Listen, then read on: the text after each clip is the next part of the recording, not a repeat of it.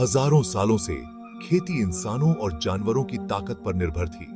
बैल, गधे और घोड़े खेती में बहुत जरूरी साथी थे।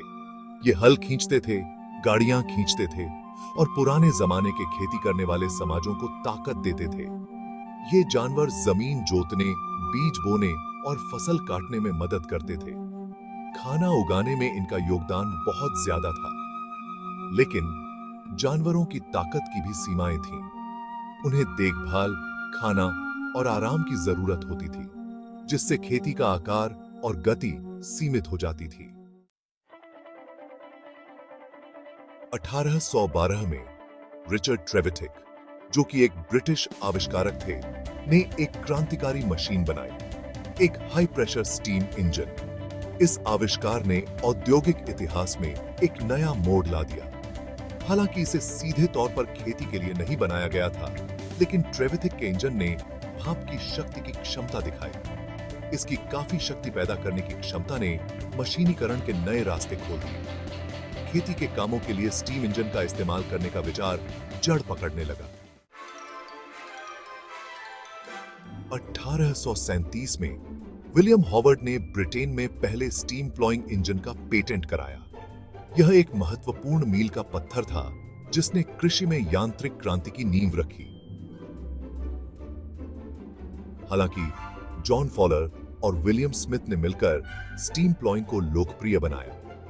उन्होंने स्टीम प्लॉइंग के व्यावहारिक उपयोग को बढ़ावा दिया और इसे किसानों के लिए अधिक सुलभ बनाया।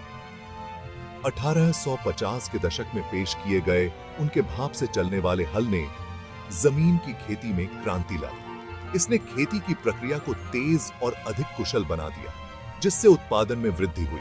ये विशाल मशीनें, जो आमतौर पर खेत के किनारे पर स्थिर स्टीम इंजन द्वारा संचालित होती थीं, बड़े खेतों को कुशलतापूर्वक जोत सकती थीं। इन मशीनों ने किसानों को बड़े पैमाने पर खेती करने की अनुमति दी, जिससे कृषि उत्पादन में उल्लेखनीय वृद्धि हुई। स्टीम ट्रैक्शन इंजन, जिन्हें रोड लोकोमोटिव के रूप में भी जाना जाता है, ग्रामीण ब्रिटेन में एक आम दृश्य बन गए, जो उपज ढोते थे और थ्रेशिंग मशीन चलाते थे। इन इंजनों ने न केवल खेतों में काम किया, बल्कि फसलों को बाजार तक पहुंचाने में भी महत्वपूर्ण भूमिका निभाई, जिससे कृषि अर्थव्यवस्था को मजबूती मिली। ते कृषि विषय ही के थी। अमेरिका ने भी खेती के लिए भाप की शक्ति को अपनाया। केस, बेस्ट और एडवांस रूमली जैसी कंपनियों ने बड़े स्टीम ट्रैक्टर बनाए, जो अमेरिकी खेती का पर्याय बन गए। ये मशीनें विशेष रूप से अमेरिकी मिडवेस्ट के विशाल क्षेत्रों के अनुकूल थीं। हालांकि 19वीं सदी के अंत में इंटरनल कंबशन इंजन का उदय हुआ। पेट्रोल या मिट्टी के तेल से चलने वाली इस नई तकनीक ने भाप की शक्ति का एक अधिक कॉम्पैक्ट और कुशल विकल्प प्रदान किया। भाग 5, एक क्रांति को ईंधन देना। गैसोलीन ट्रैक्टर का उदय। 1892 में जॉन फ्रोएलिच ने आयोवा में पहला गैसोलीन से चलने वाला ट्रैक्टर बनाया और सफलतापूर्वक चलाया। इस घटना ने कृषि इतिहास में एक महत्वपूर्ण मोड़ को चिह्नित किया। फ्रोएलिच का ट्रैक्टर, जबकि प्राथमिक था, ने कृषि अनुप्रयोगों के लिए आंतरिक दहन इंजन की क्षमता का प्रदर्शन किया। उनके आविष्कार ने अधिक परिष्कृत और व्यावसायिक रूप से व्यवहार्य ट्रैक्टरों के विकास का मार्ग प्रशस्त किया।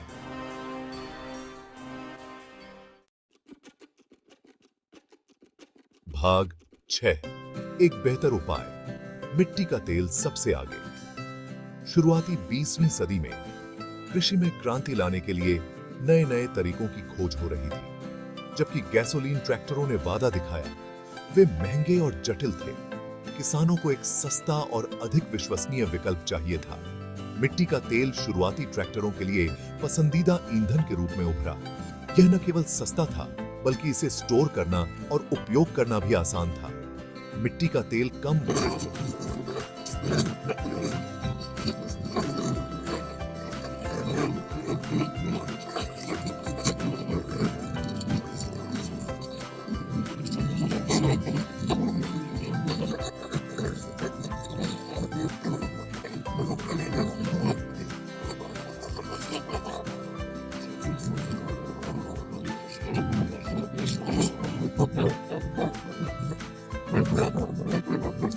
ट्रैक्टर को डिजाइन किया था। उनका डिजाइन सरल और अधिक प्रभावी था।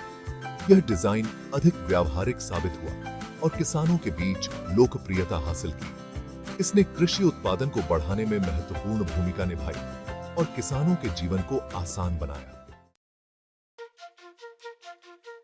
भाग 7, नवाचार की लपट। डैन एल्बोन का इवेल एग्रीकल्चरल मोटर। 1902 में एक ब्रिटिश इंजीनियर डैन एल्बोन ने इवेल एग्रीकल्चरल मोटर पेश की। इस अभूतपूर्व मशीन को पहला व्यावसायिक रूप से सफल लाइटवेट गैसोलीन संचालित ट्रैक्टर माना जाता है। भारी बोझिल स्टीम ट्रैक्टरों के विपरीत इवेल एग्रीकल्चरल मोटर पैंतरेबाजी और अपेक्षाकृत किफायती था। इसके हल्के डिजाइन ने इसे खेती के कार्यों की एक विस्तृत श्रृंखला के लिए उपयुक्त बनाया और इसने कृषि में आंतरिक दहन इंजनों के उपयोग को लोकप्रिय बनाने में महत्वपूर्ण भूमिका निभाई।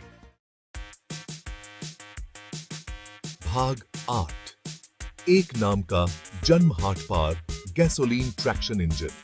1901 में आयोवा, यूएसए के दो युवा आविष्कारकों चार्ल्स डब्ल्यू हार्ट और चार्ल्स एच पार ने विशेष रूप से भारी शुल्क वाले कृषि कार्य के लिए डिजाइन किया गया 2 सिलेंडर गैसोलीन इंजन विकसित किया।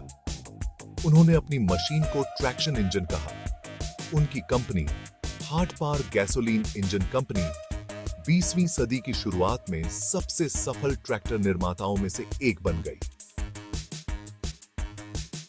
ट्रैक्टर शब्द ट्रैक्शन और मोटर शब्दों को मिलाकर गढ़ा गया था।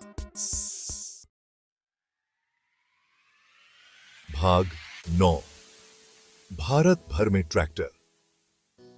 हरित क्रांति के बीज बोना। यह अध्याय हमें उस समय में ले जाता है जब भारत में कृषि का चेहरा बदलने वाला था।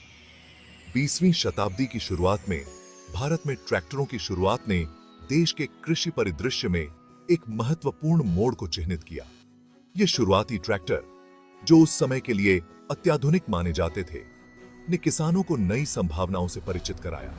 हालांकि यह 1960 के दशक की हरित क्रांति थी जिसने वास्तव में देश में ट्रैक्टर अपनाने को प्रेरित किया।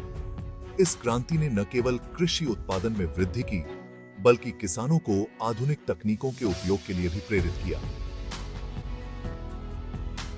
हरित क्रांति शिसिम्बी, जिसका उद्देश्य कृषि उत्पादकता बढ़ाना था, ने ट्रैक्टरों सहित आधुनिक कृषि तकनीकों और तकनीकों के उपयोग पर जोर दिया।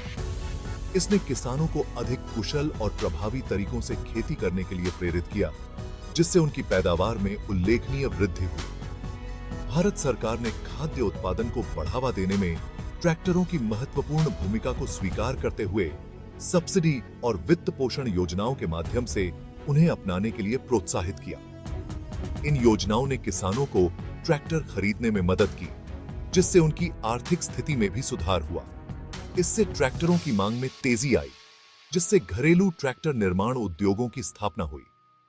इन उद्योगों ने न केवल देश की अर्थव्यवस्था को मजबूत किया, बल्कि रोजगार के नए अवसर भी पैदा किए, जिससे ग्रामीण क्षेत्रों में समृद्धि आई। तस्वीर: भारत में एक किसान का हरे भरे खेत में ट्रैक्टर चलाते हुए एक तस्वीर।